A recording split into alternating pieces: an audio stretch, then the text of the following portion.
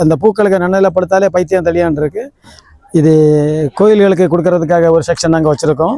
நீங்கள் பார்த்தீங்கன்னா சந்தன விதை ஏன் கொடுக்குறோன்னா பூமியும் காற்றும் குளிராகி அந்த ஊரில் மழை பெய்ய பண்ணுறதுக்காக நாங்கள் கொடுக்குறோம். ப்ளஸ் இது பார்த்தீங்கன்னா பிளாக் டைமண்ட். நீங்கள் அதை பார்த்தீங்கன்னா இதில் பாருங்கள், அந்த எரிமலை எரிஞ்சு வந்ததுக்கான அடையாளங்கள் எல்லாம் இதில் இருக்கும். இது கல்கரி நிலக்கரி கிடையாது. இந்த இதில் இருக்கிற நவரத்தினத்தில் இருக்கக்கூடிய அந்த கருப்பு கல் தான் இது. இது சாமி சிலைக்கு மெருகேற்றதுக்கு வைக்கிற இடத்துல பிளாஸ்டர் ஆஃப் பாரிஸ்க்கு அடியில் வைக்கிறதுக்கு அன்பளிப்பாக கொடுக்க கொண்டு வந்திருக்கும்.